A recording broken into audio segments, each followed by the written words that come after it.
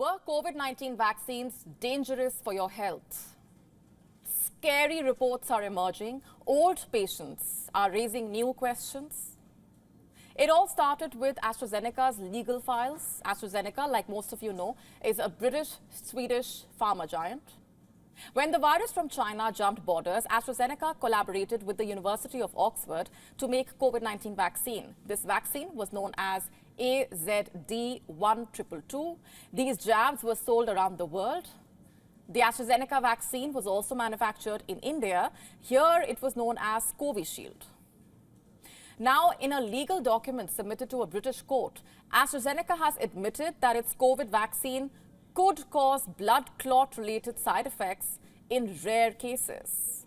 Yes, they are saying that this is rare, but remember that the story begins with them saying that there were no such side effects. Now, we are not going to pass quick judgments, of course. There was an unprecedented international crisis, and Big Pharma surely did its best to help. But the after effects have raised questions which cannot be ignored. We first told you about the story on Monday, but let me read out from AstraZeneca's legal files once again. It is admitted that the AstraZeneca vaccine can, in very rare cases, cause TTS. The causal mechanism is not known. Now, TTS is short for thrombosis with thrombocytopenia syndrome. It involves the formation of blood clots and a fall in the platelet count. The blood clots can appear in the brain or abdomen. The symptoms of TTS include blurred vision, severe headache, difficulty speaking, chest pain, shortness of breath, abdominal pain, swelling in the legs. Many people who took the AstraZeneca vaccine claim they were diagnosed with TTS. And Jamie Scott is among them. He has lodged a case against AstraZeneca. Scott was 44 when he received the vaccine. 10 days after the jab, he complained of tiredness and started vomiting. And soon after, his speech was impaired. When he was hauled to the hospital, doctors diagnosed him with a suspected case of TTS. After Scott, 51 such cases have been lodged against AstraZeneca. And the news of these cases is making headlines again. People are asking whether the benefits of the COVID-19 vaccines still outweigh the risks. Concerns grew over blood clots. As early as 2021, reports began circulating of vaccine recipients developing blood clots. In Germany, the country's vaccine regulator, the Paul-Ehrlich Institute, was calling for further investigation into the cases, which brings us to part 2 of this story, the German files. Unlike the AstraZeneca court files, this is a side of the story that not many people know about. In Germany, an online magazine fought for the disclosure of documents from Robert Koch Institute, federal government agency and research institute. It is responsible for disease control and prevention. The magazine, called Multipolar, wanted to know on what basis and on what scientific ground COVID-19 regulations like lockdown and masking were imposed. Last year, Multipolar was sent 2,500 pages of RKI's COVID-19 protocols. But guess what? The files were heavily redacted.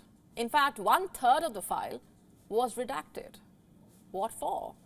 Were German authorities hiding something? You see, the point I'm trying to make here is simple. Times like these call for utmost transparency. In times like these, where negative sentiment about the COVID-19 vaccine is spreading, the onus falls on the authorities to clear the air, because only answers will put an end to uncomfortable questions. Only answers will ensure that people don't start panicking and doubting the vaccines and their decision to get jabbed. Because you see, that can be very dangerous, and it can come in the way of future vaccination drives. Which is why on Gravitas tonight, we are demanding answers. Were the COVID-19 vaccines dangerous for our health? Or did the benefits outweigh the risks? For the longest time, the words used to describe COVID-19 vaccines were safe, reliable, effective. And I'm not just talking about vaccines from one pharma house here. Over 13 billion doses of COVID vaccines have been administered around the world. 2.2 billion doses of vaccines were taken in India. People are still getting vaccinated. And why not? COVID-19 vaccines are supposed to reduce the chances of severe COVID, of hospitalization, of deaths. Look at what the World Health Organization says. COVID-19 vaccines provide protection against severe disease and death resulting from COVID-19 infection. Look at what America's Centers of Disease Control and Prevention continues to say. Vaccination remains the safest strategy for avoiding hospitalizations, long-term health outcomes, and death. If these claims still hold true, then it's time to reinstill this point with scientific evidence. It's time to quell the fast-growing suspicion. And the people deserve that. Medical science and research deserve that. It is estimated that in India, Covishield was used to vaccinate 90% of the population. After AstraZeneca's admission in India, the parents of a woman who allegedly passed away after taking Covishield have reportedly decided to take legal action against the Serum Institute. A petition has also been filed in India's top court. The petitioner wants an expert panel to examine the side effects of the Covishield vaccine. In addition, the plea seeks a vaccine damage payment system for those who, quote-unquote, got severely disabled as a result of a vaccine drive during COVID-19. As per reports, AstraZeneca said in a statement, and I'm quoting again, "Our sympathy goes out to anyone who has lost loved ones or reported health problems." You see, India rolled out the world's biggest vaccination drive with the hope to save lives. India provided free vaccines to its people, streamlined the vaccination process with the help of digitization. India also helped other countries under the Vaccine Maitri program. What for? So that we could save as many people as possible.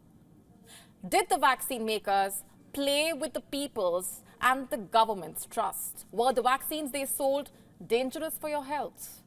These questions need to be answered, and the answers need to come in fast. Let's now shift our focus to the war in Ukraine. Has it turned into chemical warfare? I'm asking this question because a war of words has broken out over the alleged use of chemical weapons in Ukraine. Are chemical weapons indeed being used? And what are chemical weapons? What are the international rules around this? In this edition of Gravitas Deep Dive, we tell you all about it. On Wednesday, the US accused Russia of violating the international chemical weapons ban by deploying the choking agent called chloropyrin against Ukrainian troops. The US State Department said in a statement, and I'm quoting, "The use of such chemicals is not an isolated incident and is probably driven by Russian forces' desire to dislodge Ukrainian forces from fortified positions and achieve tactical gains on the battlefield." What is chloropyrin? It is a banned choking agent. It has been used in war before. The German forces had fired the gas against Allied troops during World War I. And earlier this month, Ukrainian military accused Russia of using the chemical weapon as it presses its biggest advances in eastern Ukraine. Ukrainian military says that in addition to it, Russian forces have used grenades loaded with CS and CN gases. Ukraine says that at least 500 Ukrainian soldiers have been treated for exposure to toxic substances. Now, what does Russia have to say about these allegations? Moscow vehemently denies it. The Kremlin spokesman, Dmitry Peskov, rejected the claims by the US, calling them absolutely baseless. We have seen the news about it. As usual, these announcements are groundless. Russia was and remains committed to its obligations in respect of international law in the sphere mentioned. Moscow has accused the Ukrainian forces of staging chemical weapons incidents with a view to blaming Russia for them. The Russian Foreign Ministry said in late February that the use of toxic chemicals by the Ukrainians has become systematic. Russia has accused Ukraine of using improvised drone-dropped chemical weapons. Russia said that the first recorded instance of Ukraine using chloropyrin was during the siege of the House of Trade Unions in Odessa in 2014. Now, while the two sides argue, here's what you should know about chemical weapons. Like nuclear weapons and biological weapons, chemical weapons are weapons of mass destruction. It has been used in war times. It was first used in World War II and then in the Iran-Iraq War and the Syrian Civil War. During the Cold War, the US and the erstwhile Soviet Union built up enormous stockpiles of chemical weapons. Further, there are many types of chemical weapons. There are choking agents, blister agents, blood agents, nerve agents, riot control agents.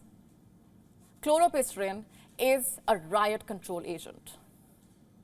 On September 3, 1992, the United Nations Conference on Disarmament adopted the Chemical Weapons Convention, or CWC. It entered into force on 29 April 1997. It bans the production and use of chemical weapons. It also requires the 193 countries that have ratified the convention, which include Russia and the US, to destroy any stocks of banned chemicals. Back to the present, the US State Department is expected to convey its determination that Russia has violated the CWC to the Organization for the Prohibition of Chemical Weapons. Both Russia and Ukraine have accused each other of using the chemical weapon in the 2 years of war, but the organization says it has not been formally asked to open an investigation into the use of prohibited substances in Ukraine. Shifting focus now to the United States, its president seems to be suffering from economic dementia. Let me explain this. On Wednesday, the 81-year-old president of America, Joe Biden, passed a judgment on why Asian giants like India, China, Japan are, according to him, stalling economically. He says that it's because these countries are quote-unquote xenophobic, meaning prejudiced against people from other countries. You heard that right. Joe Biden, who is seeking a second term in office, said this at an event marking the start of AANHPI Heritage Month. It stands for Asian American, Native, Hawaiian and Pacific Islander. Arguing that immigrants have made the U.S. stronger, Biden said that the alleged anti-immigrant attitude in Asian countries is the reason for the economic troubles. Biden, who is up against Republican candidate and ex-president of the U.S., Donald Trump, has often criticized him for his anti-immigrant rhetoric. While Trump blames immigrants for America's problems, Biden claims to have taken a more humane stance on the issue. Now, quick question here. Who is going to tell him about the criticism he is facing at home over immigration? Is America under the Biden administration really immigrant-friendly? Do we need to remind Biden about the thousands of migrants stranded at the Mexican border without food and shelter? Do we need to explain how inhumane U.S. policies have fueled this unprecedented situation at America's border? I won't answer that. I'll let the pictures on your screen do the talking.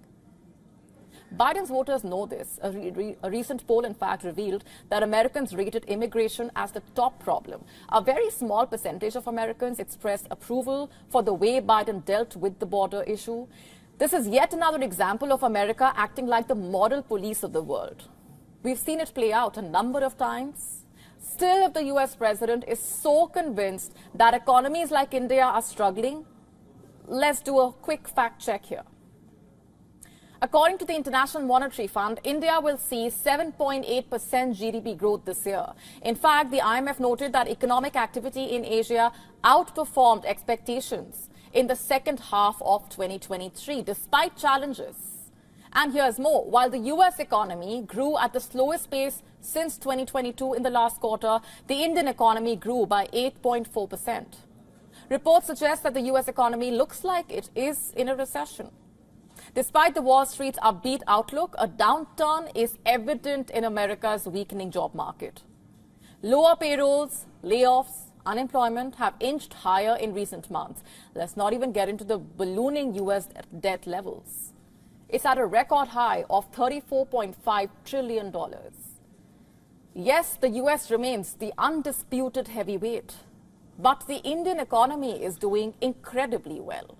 It has twin advantages of a young and large population. It is the fastest growing major economy in the world. It is expected to become the world's third largest by 2030. It is poised to surpass China and the US by the end of the century. More importantly, it certainly does not need lectures from the US on anything, let alone immigration.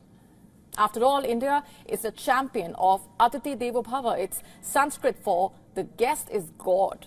Joe Biden has himself experienced this firsthand whenever he has visited India. The question is, did Joe Biden score a self-goal by talking down to some of America's closest allies?